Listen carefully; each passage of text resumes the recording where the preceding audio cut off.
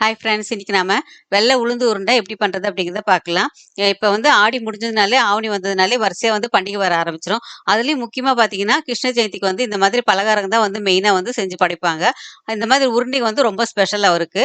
இதில் வெள்ளை உளுந்து உருண்டை எப்படி பண்றது அப்படிங்கிறத பார்க்கலாம். இது வந்து ஃபுல்லாக வந்து நெய்யில் தான் பண்ண போகிறோம்.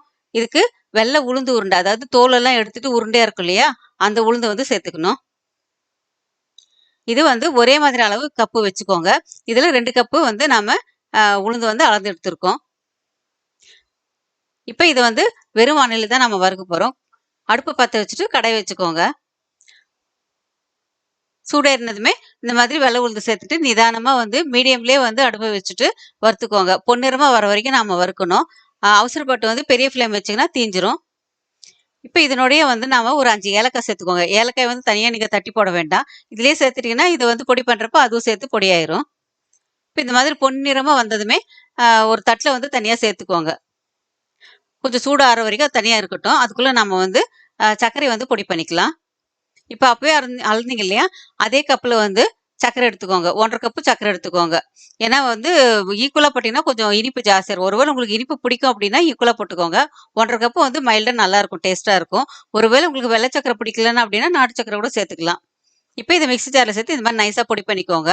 ஒரு பெரிய பவுல்ல சேர்த்துக்கோங்க. நாம வந்து அப்புறம் வந்து இது கலந்து விடுற அளவுக்கு இருக்கிற மாதிரி ஒரு பெரிய பவுல்ல சேர்த்துக்கோங்க. இப்ப அதே மிக்ஸி ஜார்ல வெள்ளை உளுந்து நம்ம வந்து வறுத்து வச்சிருக்கோம் இல்லையா, அந்த உளுந்த சேர்த்துக்கோங்க. இதுவும் வந்து நல்லா நைஸா பொடி பண்ணணும். ஏன்னா வந்து கொஞ்சம் கொரகொரப்பா இருந்தாலுமே வந்து உங்களுக்கு உருண்டை பிடிக்கிறப்போ வந்து கொஞ்சம் கஷ்டமா இருக்கும். சரியா வந்து பாண்டிங் இருக்காது. நல்லா நைஸா வந்து பொடி பண்ணிக்கோங்க. அப்பதான் வந்து உங்களுக்கு உருண்டை பிடிக்கிறப்போ நல்லா உருண்டையா நல்லா அழகா வரும். இப்ப இது 2த்தையும் ஒண்ணா சேர்த்துட்டு அப்பயே அளந்த கப்புலயே வந்து 1 கப்பு வந்து நெய் எடுத்துக்கோங்க. அத வந்து இந்த மாதிரி நல்லா உருக்கிக்கோங்க.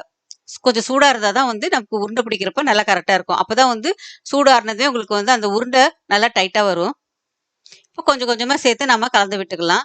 கை வைக்காதீங்க. கரண்டிலே கலந்துக்கோங்க. கடைசியா நம்ம வந்து கை வச்சு கலந்துக்கலாம்.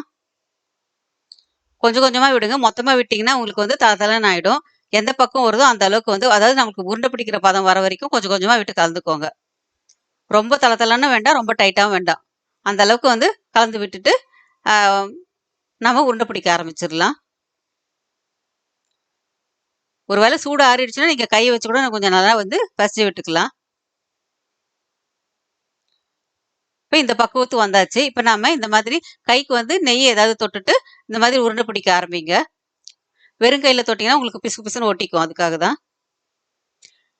நல்லா அழுத்தி பிடிச்சீங்கன்னா தான் உங்களுக்கு வந்து ஆறுனப்புறம் பார்த்தீங்கன்னா நல்லா டைட்டா இருக்கும். லேசா பிடிச்சு விட்டீங்கன்னா உங்களுக்கு வந்து சரியா வந்து பாண்டிங் இருக்காது.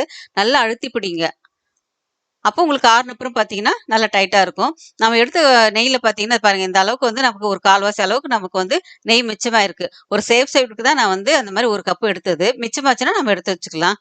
இப்ப இதே மாதிரி எல்லாமே நம்ம உருண்டை பிடிச்சு வச்சுக்கலாம். இது கொஞ்சம் ஆறுன அப்புறம் தான் பார்த்தீங்கன்னா, முதல்ல வந்து தளதளன்னு இருக்க மாரி இருக்கும். நெய் வந்து ஆற ஆற பார்த்தீங்கன்னா, நல்லா டைட்டா ஆயிடும். உங்களுக்கு வந்து இது வந்து உங்களுக்கு வந்து ஒரு 10, 15 நாள் வரைக்கும் ஒண்ணும் கெடவே கெடாது. நல்லாவே இருக்கும். ஏன்னா நம்ம எல்லாத்தையும் வறுத்துருக்கோம், சூடு பண்ணியிருக்கோம். அதனால ஒண்ணுமே ஆகாது.